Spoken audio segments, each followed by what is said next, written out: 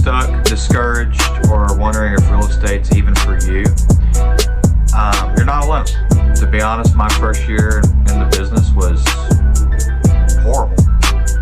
I sold one home in my first 12 months. You fast forward a year later, now I've sold year to date here at the end of 2024. I've closed on 10 properties.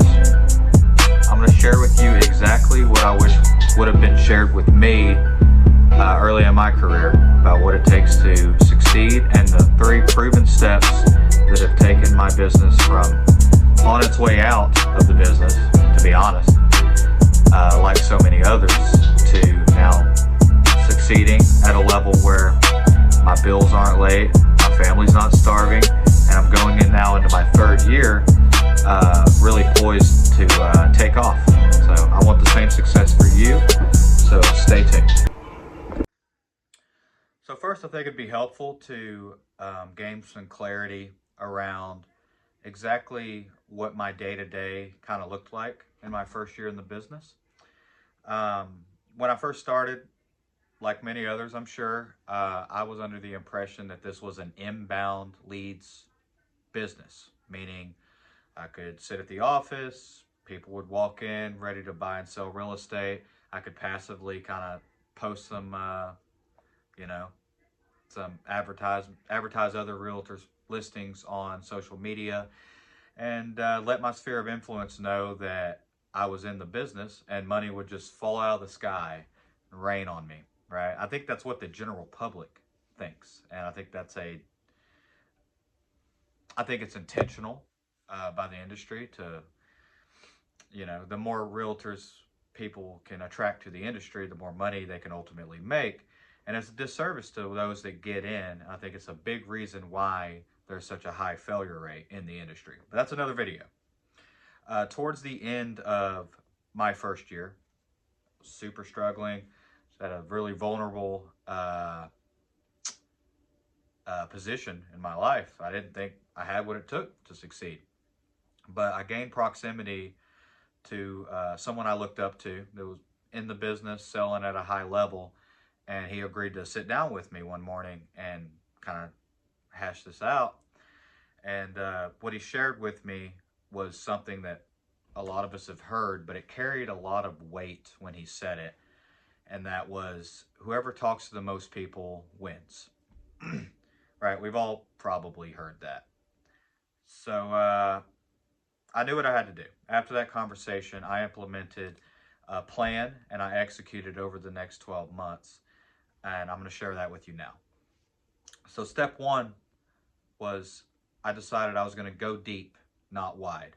So basically what I mean by that is I needed to pick one lead generation strategy and just go all in on it. For me, that was cold calls. So I started my main lead sources, and I might make more videos about that if you're interested, but my main lead sources were expireds, for sell by owners, and absentee owners. I did a little bit of circle prospecting and a little bit of I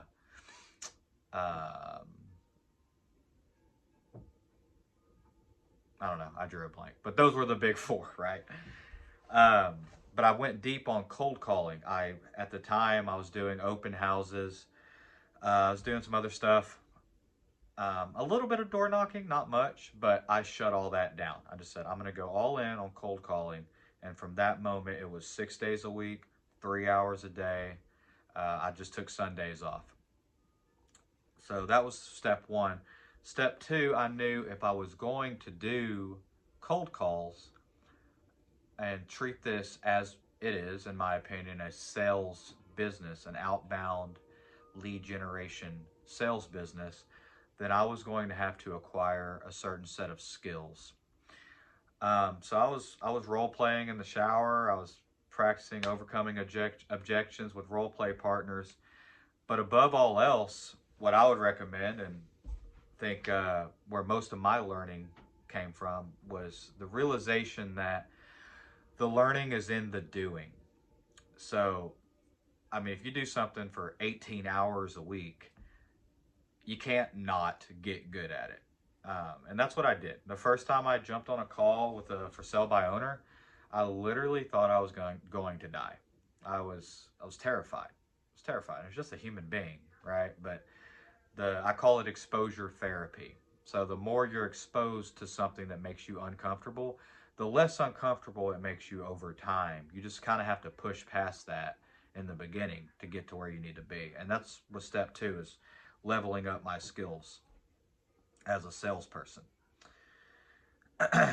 And then the third thing was systems and follow up. So when I first got into the business, it was kind of like, yeah, build your database to a certain point, and then you're good. You're going to be making 6 figures. Everything's hunky dory. You're perfectly fine. Well, so taking that advice and kind of misinterpreting it, I crammed everybody in there. So I had everyone in my phone. My wife's phone was in my database. My entire phone contacts was in my database. My brothers, cousins, aunt, by marriage, they were in the database, right? So what I did after that conversation with that mentor that I spoke about is I cleaned it up. I went through my database. I had, I don't know, 220 people in there. I deleted everybody that did not meet 2 criteria. One, if I would never call them, they were deleted. 2, if I did not have their email address, they were either deleted or I called them to gain their email address, right? So my database very quickly, I mean, in a day, went from 220 people to 34. And then from there, I started using, I implemented a weekly email newsletter to those 34 people, right? And the next day was when I started prospecting and building the database. 12 months later, it's like at 350, something like that. I wish it was more, but through my lead generation efforts, I've been able to get it back up to around 350. I also did away with, speaking on systems and follow-up, I did away with drip campaigns. That's going to sound blasphemous to some people.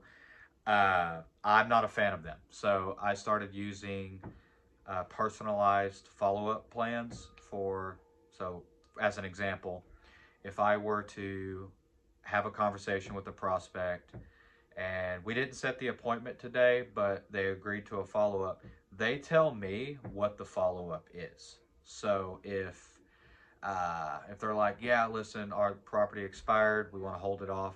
Right now we're in December, right? So I had one today. It was like, listen, we're not listing it before Christmas, but I want you to call me back in January. Well, they just got a personalized follow-up plan.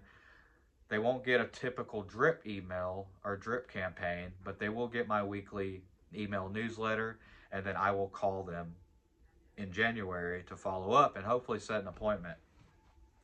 So that was everything I did as far as a systems and follow-up process went. I also had to kind of mentally get over the hump of um, following up with somebody and trying not to be weird or awkward. But when I started letting them choose, so it'll sound something like this at the end of the conversation. I'll say something to the effect of, hey, listen, I don't want to blow up your phone unnecessarily. When would it make sense for me to just reach back out and see how you're doing on everything? And then they choose the follow-up plan. You can also uncover if they actually want you to follow up or if they're just being nice, right? If you ask them that question, it's like, oh, well, I mean, I guess, they don't really want you to follow up with them. They're just being nice, which is fine. You'd rather know that today than later, but I'm rambling now.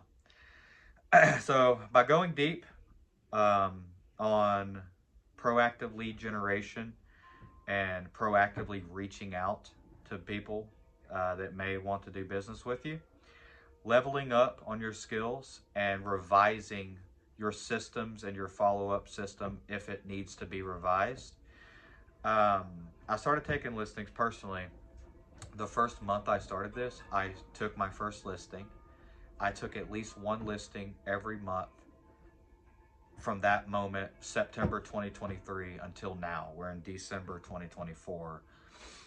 And I think in August I took 4. So I taken at least one from that moment on. So yeah, that's it, guys. I mean, it's pretty simple, but it's as simple as it is. I didn't know it, and I wish somebody would have told me early on. So if you're ready to level up your real estate career, you're thinking about switching brokerages, or you're just curious about what it would look like to partner with me, click the link in the description below. You can You can book a call on my calendar, and we can have a conversation about it. And until next time.